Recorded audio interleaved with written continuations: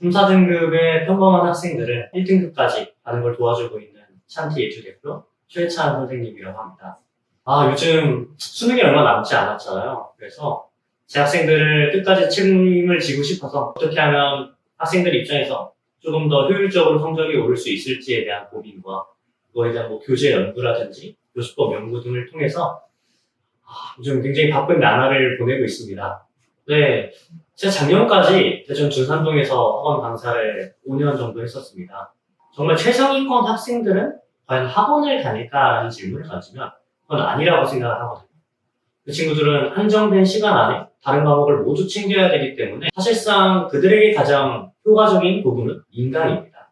그래서 아무래도 저에게 오는 친구들은 3등급 혹은 2등급 더 나아가 4등급 학생들이 좀 많았었어요. 그런데 이제 그런 친구들을 맡아서 함께 공부하고 어떻게 하면 이 친구들에게 좋은 성적을 맡게 해줄 수 있을까 고민을 하다 보니 시간이 흘러 이렇게 2등급 전문가라는 타이틀이 붙게 된 것 같습니다. 특히 제가 올해부터는 샨티 예주 대표라는 사업을 시작하게 되면서 새로운 학생들을 과외를 시작을 하고 있습니다. 특히 지금 시점에서 가장 기억이 나는 학생은 올해 2월 달에 함께 수업을 시작한 여학생이 기억이 나네요. 그 친구는 2학년 마지막 모의고사, 11월 모의고사 때 세상에 40몇 점, 6등급을 맞았대요. 그런데 이제 이 친구가 저한테 2학년 때까지는 시원하게 그냥 놀고 왔다. 그래서 이제는 공부를 시작하고 싶다라는 좀 다짐을 보여줘가지고 또 그래 이 친구 좀 갱생시켜보자 라는 마음으로 시작을 하게 되었는데요. 수업 3번을 실시했었습니다. 2월 달부터 3월 모의고사 전까지.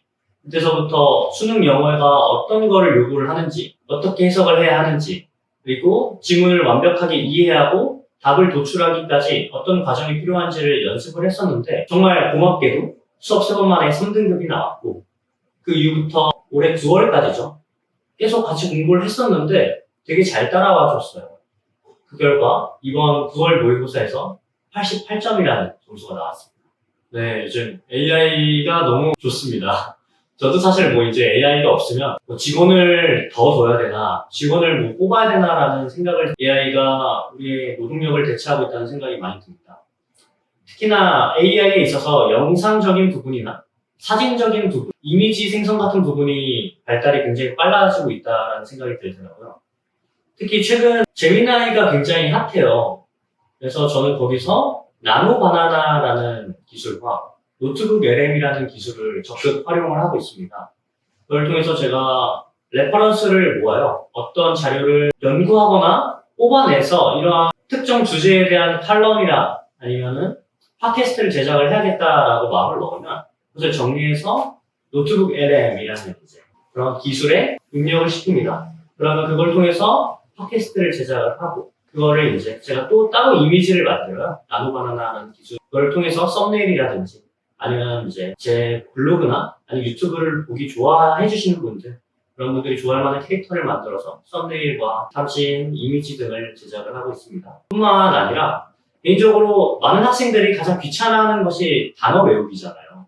그래서 그 단어를 어떻게 효과적으로 외울 수 있을까 생각을 하다가 뭔가 훈훈한 두 대학생 남녀가 티격태격하거나 아니면 되게 달달한 모습을 보여주면서 영어 단어를 사용을 하면은 우리 머릿속에 좀 쉽게 박히지 않을까라는 생각을 하게 되었어요. 그래서 그것과 관련된 쇼츠 혹은 조회수가 높은 릴스 등을 또 벤치마킹 삼아서 프롬프트를 제작하고 AI를 이용해 영상을 올리는 등 이런 식으로 블로그와 유튜브 채널을 이용하고 있습니다. 일단 2가지식으로 말씀드리면 성취도를 지금 내 실력에서 잘 맞을 수 있는 과목을 선택하는 것이 가장 중요합니다. 그 이유가 최근 고교학점제 개선안에 대해서 교육부가 새로 발표를 했잖아요. 메인적으로 약간 주된 내용을 선택을 하거나 받아들이는 거에 있어서 포인트가 이수 과목에 있어서 우리가 듣기가 더 쉬워졌다라는 점입니다. 원래는 공동교육과정이라고 해가지고 다른 학교 가야 되고 아니면 학교에서 새로 듣기 어렵고 이런 과목들이 있었는데 그거에 대한 좀 어려움들이 많이 개선이 된 것 같습니다.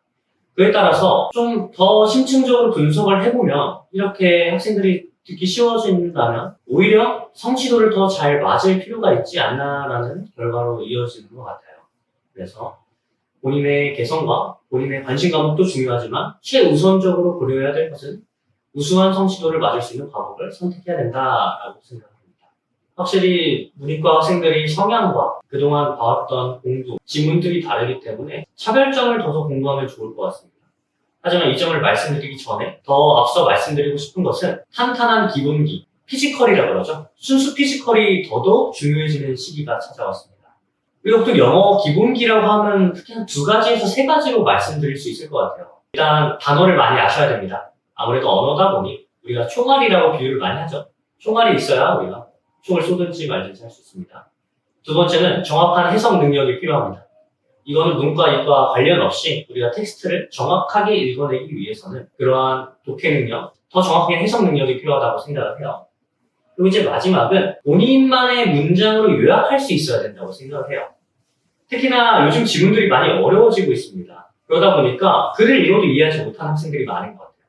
그러다 보니 이 문장이 무엇을 시사하는지를 본인만의 언어로 요약하는 것이 중요하다고 생각을 합니다. 먼저 이과 학생들을 말씀드리면 이과 학생들은 효율성이 중요한 것 같습니다. 왜냐하면 이 친구들은 문과 학생들에 비해서 압도적으로 공부량이 많긴 합니다. 왜냐면 수학도 해야 되지, 과탐도 해야 되지 이러다 보니까 시간이 절대적으로 부족한 것은 사실이기 때문에 이 친구들은 나중에 뭐 대학에 가가지고 원서를 읽어낼 수 있을 정도의 해석 능력과 능력을 키울 수 있는 방향으로 공부를 하면 좋을 것 같습니다. 그래서 제가 이제 추천드리는 거는 실무 영어나 아니면 뭐 과학기술 지문 독해처럼 우리가 전략 과목을 선택하는 것이 중요하지 않을까라는 생각이 드네요. 그런 다음에 이제 문과 학생들이죠. 문과 계열 학생들이라면은 깊이를 보여주는 게 중요한 것 같아요. 이 친구들은 아무래도 요즘 무전공이 더 각광을 받으면서 우리가 어떤 전공을 선택할지 모르는 시대가 온 것 같아요.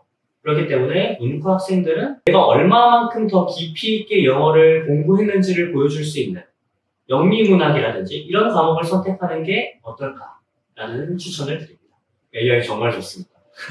저는 가장 추천드리는 건 AI를 통해서 영상을 보거나 더 나아가 예문을 한번 직접 보시는 게 좋지 않나라는 생각이 들어요. 아무래도 영어는 언어이기 때문에 언어에서 가장 좋은 것은 자주 노출이 되는 거라고 생각을 해요. 예를 들어서 우리도 처음으로 태어났을 때 누가 말을 쉽게 하겠어요.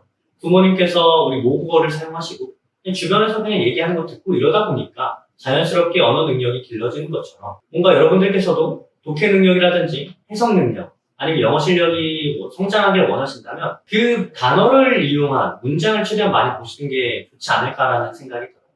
더 나아가서 제가 이제 추천드리는 건 앞에서도 말씀드렸지만 예문을 통해서 영상을 만들거나 그 단어가 사용된 영상을 보시는 게 좋은 것 같아요. 그래야 그 단어가 어떻게 쓰이는지 상황과 맥락을 볼 수 있지 않을까 싶습니다. 요즘 특히 고교학 전제가 되면서 등급이 나오는 과목과 등급이 나오지 않는 과목이 분리가 되잖아요. 특히 이제 제가 생각나는 거는 제 학생 중에 한 명이 그 친구는 이과 계열 학생인데 이과 계열 학생들은 2학년 2학기가 등급이 나오는 과목이 마무리가 된다고 합니다. 반면에 이제 문과 계열 친구들은 사회탐구 과목 때문에 3학년 1학기 때까지 박터지게 공부를 해야 된다고 하더라고요.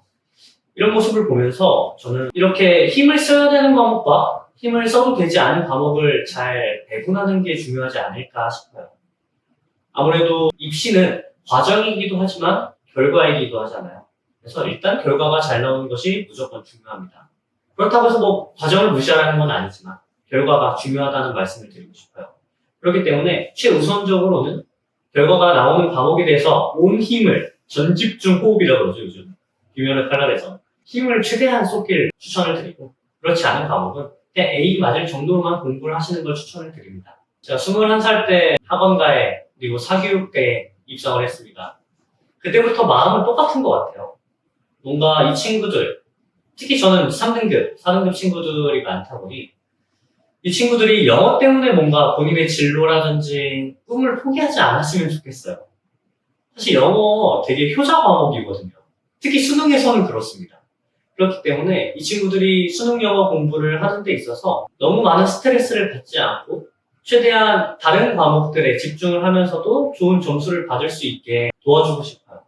그리고 아무래도 우리나라 입시에 대해서 많은 학생들이 힘든 거, 경쟁하는 거, 내가 포기해야 되는 거라고 생각을 많이 하는데 저는 그 속에서도 행복을 찾았으면 좋겠다는 마음이 굉장히 큽니다. 그래서 수업을 하면서도 그냥 제가 시시콜콜한 얘기를 가끔씩 해요. 그래서 너 이런 면 있지 않냐. 이런 걸 통해서 행복을 찾았으면 좋겠다. 라는 얘기도 자주 하고 아무래도 시험을 향해 달려가고 있는 친구들이다 보니까 보상이 좀 되게 중요한 것 같아요.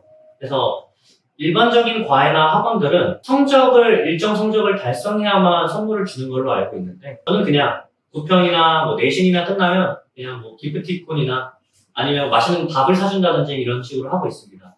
고교학점제는 내가 나의 진로를 새로 만들어가고 증명해가는 과정과 굉장히 흡사합니다. 그렇기 때문에 우리가 지금 눈앞에 있는 등급에 머물 것이 아니라 내가 앞으로 이 등급, 이 성적, 더 나아가 이 진로를 어떻게 디자인할 것인지를 생각을 하시는 게 조금 더 좋은 방법이지 않을까라는 생각이 들어요. 그래서 저뿐만 아니라 저 같은 전문가들도 여러분들을 위해서 노력을 하고 있습니다. 그래서 이러한 전문가들의 말씀을 잘 귀 기울여 주세요.